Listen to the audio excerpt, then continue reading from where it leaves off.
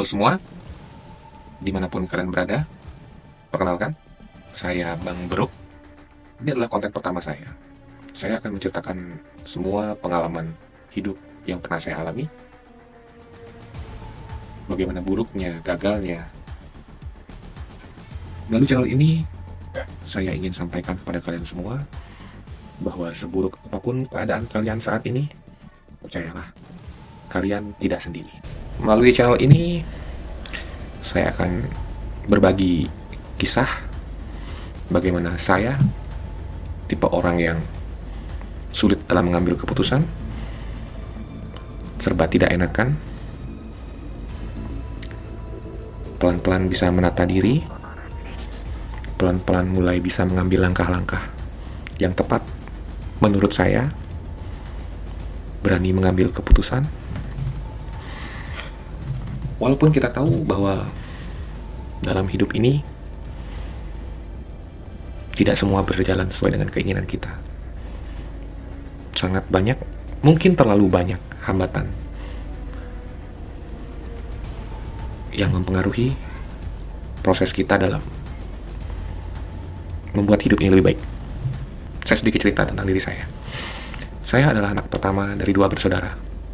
Saya tumbuh di lingkungan keluarga yang menilai kelayakan seseorang dari seberapa banyak materi yang dia punya, seberapa sukses dia, dan seberapa banyak aset yang dia miliki. Sehingga saya tumbuh dengan doktrin bahwa saya anak yang tidak berguna, tidak bertanggung jawab, tidak punya masa depan. Dan sayangnya, itu judge yang diberikan oleh orang tua saya sendiri kepada saya. Endingnya adalah orang tua saya memberikan semua aset yang mereka punya kepada adik saya. Apa yang saya dapat? 0, 0, bahkan sekedar sepeda motor pun tidak. Itulah kenyataannya. Ada rasa kecewa, sedih, merasa diperlakukan tidak adil, tapi itu bagian awalnya. Hingga akhirnya saya memiliki keluarga kecil saya sendiri, di mana saya adalah pemimpinnya. Sangat berat membina rumah tangga di awal yang penuh tekanan dari keluarga. Saya stres, emosi, sehingga sering terjadi perdebatan yang cukup keras di lingkungan keluarga saya sendiri, dengan orang tua, dan dengan adik saya. Titik balik dalam hidup saya itu terjadi ketika 6 tahun yang lalu saya jatuh sakit cukup parah. Namun itu satu-satunya hal terbaik yang pernah terjadi dalam hidup saya, karena dari sanalah awal saya berani menentukan arah akan kemana saya.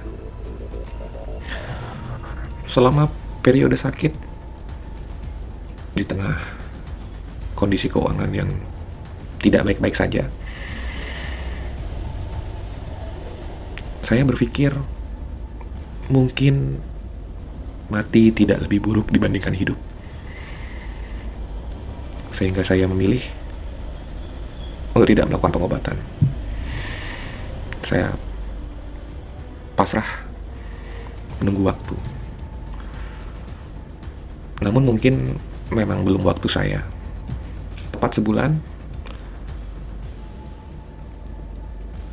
ada teman yang kebetulan berkunjung ke rumah saya, basa-basi menanyakan kabar. Entah kenapa saya terus terang mengatakan bahwa saya sedang sakit. Ya, teman saya memberikan saran bahwa coba rebus ini, coba rebus itu. Saya terima, saya jalankan. Dan, well, ajaibnya, keesokan harinya, saya sembuh. Dari situ, saya berpikir bahwa ini adalah kehidupan kedua yang harus saya hargai dengan sebaik-baiknya. Kemudian saya awali dengan menata ulang hidup saya.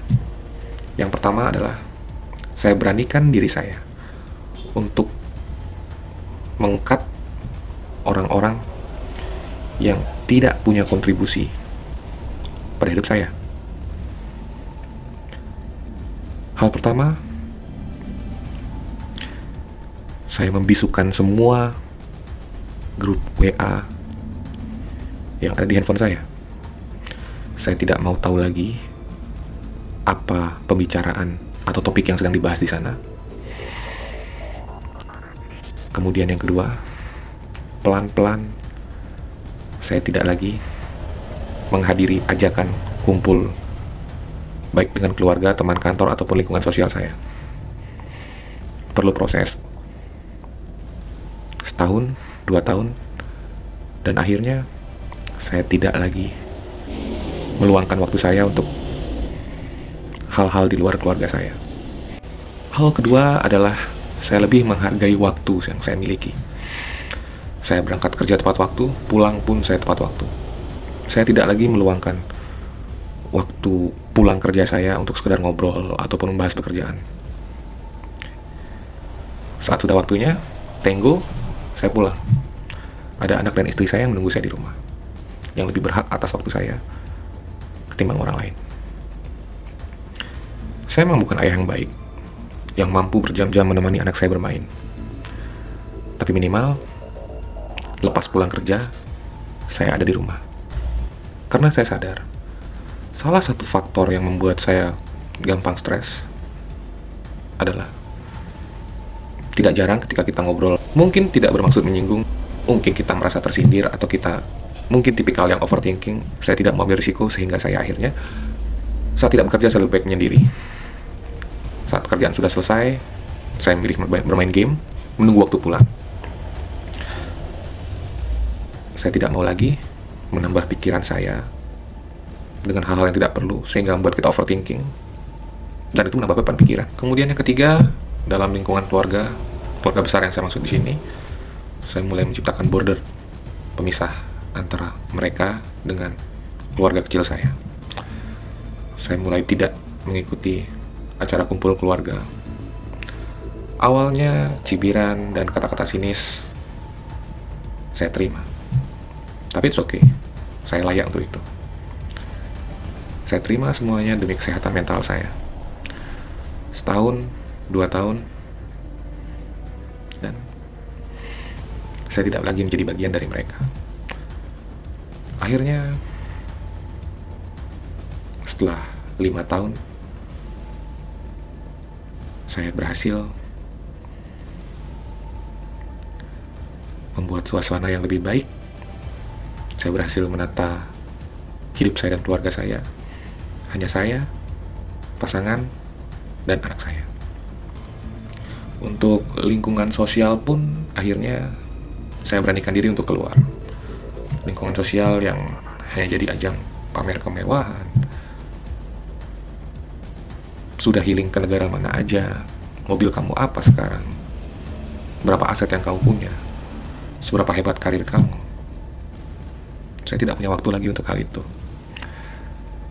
Saya tidak butuh validasi, dan saya tidak akan memberikan waktu saya atau pikiran saya untuk memberikan validasi kepada orang lain.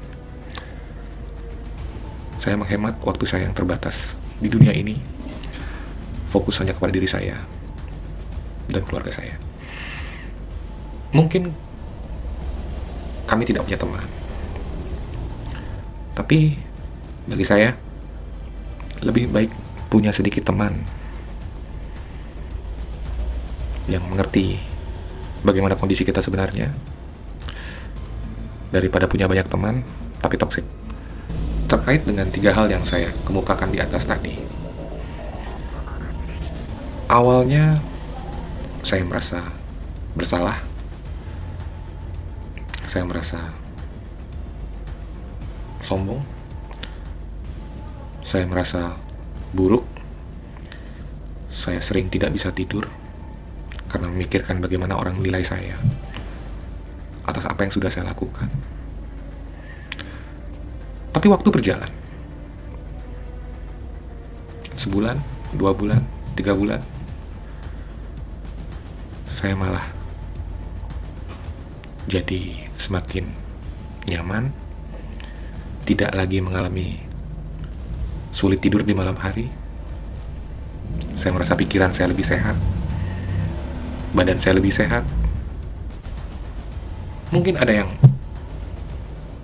mengatakan bahwa harusnya kamu mampu untuk melakukan manajemen emosi dan mengelola stresmu. Tidak perlu dengan melakukan itu semua. Betul. Bagi yang mampu, selamat. Anda hebat. Tapi saya harus jujur, saya tidak mampu. Sehingga saya memilih jalan yang berbeda. Karena saya tidak lagi mau membuang-buang waktu dan energi saya untuk orang yang tidak punya kontribusi dalam hidup saya.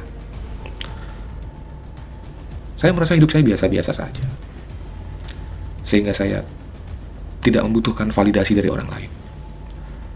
Saya hanya ingin pikiran dan waktu yang saya miliki di luar waktu kerja saya, itu saya nikmati untuk diri saya sendiri dan keluarga saya. Tidak untuk orang lain. Nah, itulah tadi kesimpulan yang bisa saya berikan untuk kalian adalah, jika kalian mungkin mengalami hal yang tidak jauh berbeda dengan saya, yang pertama, tumbuhkan keberanian. Dalam menata hidup kalian, kalian tentukan apa hal yang mengganggu dalam hidup kalian. Apa dan siapa yang menjadi masalah dalam hidup kalian. Kalau kalian mampu untuk mengatasi, silahkan. Tapi jika kalian tidak mampu, waktu kalian sangat berharga. Jangan pernah sia-siakan waktu kalian. Last but not least, tetaplah bersyukur, karena seburuk apapun kondisi kalian, percayalah, kalian tidak sendiri. Sekian episode kali ini. Kalau kalian punya pengalaman buruk tentang hidup kalian, atau ingin menceritakan seberapa buruk hidup kalian saat ini, atau yang pernah kalian alami, share pengalaman kalian di kolom komentar, dan kita akan bahas di konten kita berikutnya. Oke, terima kasih. Sampai jumpa.